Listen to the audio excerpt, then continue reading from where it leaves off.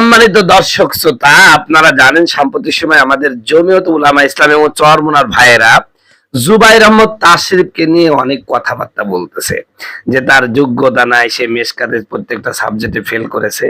পক্ষান্তরে আমরা social media এটাও দেখতে পেরেছি যে আমাদের মুফতি রেজাউল করিম কিংবা ফয়জুল করিমের ছেলে উনিও হচ্ছে আপনার মেশকাতে বা দাওরাতেই তো দেখলাম, মনে হয় হ্যাঁ দাওরাতেই দেখলাম যে তিনিও প্রায় 4-5টা সাবজেক্টে ফেল করেছেন। এনারাই পরবর্তীতে আমাদের আবার মুরব্বী হবেন, আকাবির হবেন, এটাই স্বাভাবিক। তো এই যে জুবাইর আহমদ তাশরিফ, উনি করছেন কি সাম্প্রতিক সময় বাংলাদেশ খেলাফত মজলিস আল্লামা মামুনুল হকের দলে যোগদান করেছেন এবং যোগদান করে এই অল্প বয়সে ঢাকাতে একটি উলামা মাশায়েখ সম্মেলন হয়েছে, যেখানকার প্রধান অতিথি ছিলেন আল্লামা মামুনুল হক সাহেব। সেখানে এই জুবাইর আহমদ তাশরিফ উলামা মাশায়েখদেরকে নসিহত করেছেন। যিনি নসিহতের মুখাপেক্ষী তিনি নসিহত করছেন। এইটাকে নিয়েই আমাদের চরমোনার ভাইয়েরা এবং জমিয়তের ভাইয়েরা তুমুল সমালোচনা করেছেন সোশ্যাল মিডিয়া শরীফে। এই সোশ্যাল মিডিয়া শরীফে এত পরিমাণ সমালোচনা করেছেন যে এখন বেচারা টলের শিকার হতে হতে প্রায় অর্ধরোগী হয়ে গেছেন। তো আজকে আমরা জানবো যে আসলে আমাদের মধ্যে এরকম অযোগ্য আর কোনো নেতা মুরব্বীদের মধ্যে আছে নাকি। আমরা সর্বপ্রথম জুনায়েদ আল হাবিবি, যিনি আমাদের হেফাজতেরও একজন যুগ্ম মহাসচিব প্লাস জমিয়ত উলামা ইসলামের সহ সভাপতি সম্ভবত, তো এই লোকটাকে নিয়ে আলোচনা করি আমরা। এর আলোচনায় আসতে গেলেই আমরা দেখতে পাই যে এই লোকটিও দাওরা হাদিস পাশ করেন নাই এবং তিনি আলেমও না, অথচ বাংলাদেশের শ্রেষ্ঠ মুফাসসিরদের মধ্যে একজন মুফাসসির। সম্মানিত বন্ধুগণ, আমার ভাইরা, এমনই ভাবে আরো অসংখ্য ওলামায়ে কেরাম আছেন যারা তেমন একটা শিক্ষিত না। আমি এখন আপনাদেরকে মানে দলিল আদিল্লার সাথে জানাবো যে জুবাইর আহমদ তাশরিফ কি একমাত্র অযোগ্য কোন ইসলামী দলের কর্মী, নাকি এর মতন অযোগ্য আরো লোক আছে, সেগুলো আমরা আলোচনা করব। আর জুবাইর আহমদ তাশরিফ উনি অযোগ্য কিনা সেটাও আপনাদের সামনে ফুটিয়ে তোলার চেষ্টা করব ইনশাআল্লাহ। মুফতি ফয়জুল করিম ও জুবাইর তাশরিফ আমাদেরই ঘরের সন্তান। আমিনুল ইসলাম কাসেমি নামে একজন ভাই এই লেখাটা লিখেছে। লেখাটা খুবই চমৎকার। এই লেখাটা যদি আমি পড়ি এবং আপনারা যদি মনোযোগ সহকারে শুনেন, তাহলে সকল দ্বিধা দূর হয়ে যাবে ইনশাআল্লাহ। মুফতি ফয়জুল করিম সাহেব দারুল উলুম দেওবন্দে লেখাপড়া করেছেন। আমরা যখন দেওবন্দে গেলাম তিনি ফারেগ হয়ে আসলেন। আমাদের থেকে তিনি 1 বছরের সিনিয়র। আবার আলিয়া মাদ্রাসা থেকে কামেল পাশ করেছেন, ইফতাও করেছেন। ফিকা নিয়ে কামেল পরীক্ষা দিয়ে প্রথম শ্রেণীতে উত্তীর্ণ হন। এজন্য না জেনে কারো সম্পর্কে মন্তব্য করা ঠিক নয়। হিংসার বশীভূত হয়ে কাউকে ছোট করা ঠিক নয়। খামাখা মিথ্যা প্রচার করে একজন জাতীয় নেতাকে হেয় করা বড় ধরনের অপরাধ। ওদিকে জুবাইর আহমদ তাশরিফ আমাদেরই ঘরের সন্তান। তিনি বাংলাদেশ খেলাফত মজলিসে যোগদানের পর থেকে ট্রল শুরু হয়েছে। দেখানো হচ্ছে তিনি মেশকাত জামাতে ফেল করেছেন, সেটা নিয়ে আবার চরম সমালোচনা হচ্ছে। পুরো মার্কশিট এখন অনলাইনে ঘুরছে, মানে তাকে কিভাবে দাবানো যায় সেই চেষ্টা চলছে। দেখুন, জুবাইর তাশরিফ একজন মেধাবী ছেলে, জাতীয় আন্তর্জাতিক পর্যায়ের হাফেজ ও কারি, আবার জাতীয় পর্যায়ের গজল শিল্পী, মানে তীক্ষ্ণ মেধার অধিকারী। একজন ছেলে মেশকাতে রেজাল্ট খারাপ করেছিল বলে সে অযোগ্য হয়ে গেছে তা নয়, বরং তার যে প্রতিভা রয়েছে সেটা অনেক রাজনীতিবিদদের মাঝে নেই।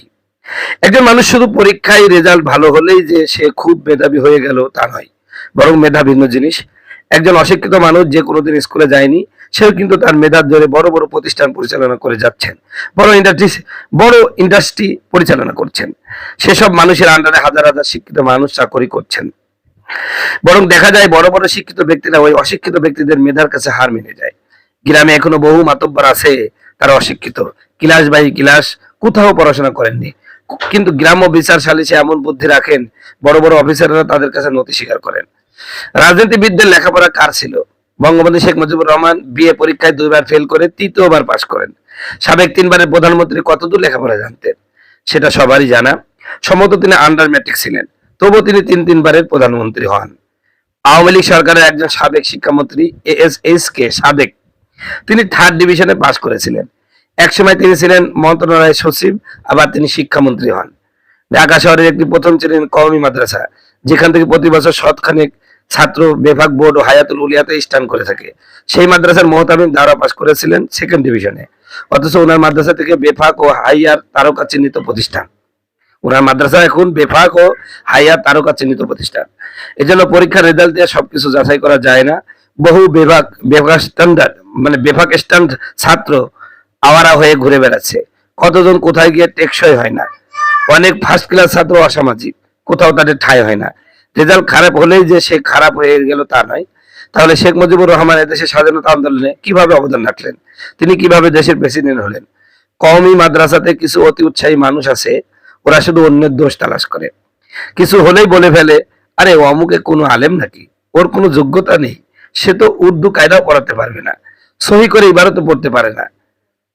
মানে যোগ্যতার মানদণ্ড বানাইছেন উর্দু কায়দা পড়ানো আর সহি শুদ্ধ ইবারত, আর কিছু নেই। মানে সোহরাওয়ার্দী উদ্যানে লাখো জনতাকে ওনারা উর্দু কায়দা আর ইবারত পড়াতে চান। পল্টন মনে হয় উর্দু কায়দা তালিম দিবেন। মানে হুজুরেরা যে রাজনীতিতে এগোতে পারে না সেটার বড় কারণ এটা, সবাইকে অযোগ্য মনে করে আর সব জানতা যেন তারা। কোন সে ব্যক্তি সহি শুদ্ধ ইবারত পড়তে পারেন যিনি এসব ইস্কাল করেন? দেখবেন তার ভিতরে ইবারত পড়ার যোগ্যতা নেই। কওমি মাদ্রাসা চৌহাদ্দির ভিতরে থেকে শুধু উর্দু কায়দা আর ইবারত শিখেছে মনে হয়, বাকি দেশ পরিচালনা করার ক্ষেত্রে যেসব থাকা দরকার তার ধারে কাছে ওরা নেই। মুফতি ফয়জুল করিম জাতীয় রাজনীতিবিদ, এদেশের প্রথম সারির পলিটিশিয়ান বলা যায়।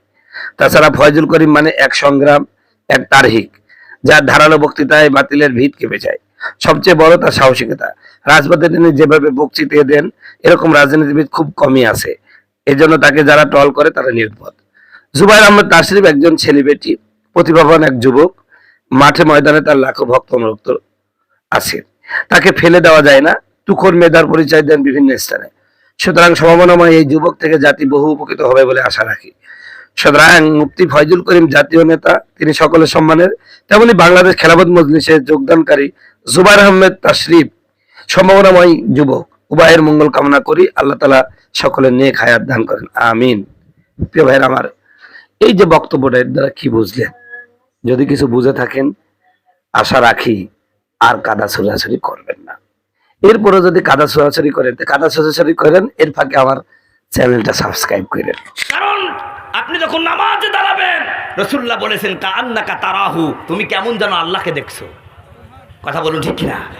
ফাইন লাম তাকুন তারাহু ফাইন্নাহু ইয়ারা। নামাজে যখন দাঁড়াও তখন মনে করো তুমি আল্লাহকে ডাইরেক্ট দেখতেছো। আল্লাহকে দেখার মতো যোগ্যতা যদি তোমার না হয়, তবে এতটুকু বিশ্বাস করো তোমার রুকু, তোমার সিজদা, তোমার তাসবিহ, তোমার তাহলিল সব কে দেখছেন? আল্লাহ তাআলা দেখছেন। ওয়াজ তো করছে নামাজের, অনেক মানুষ আছে তো নামাজ তো পড়েই না। কথা বলছে না কেন?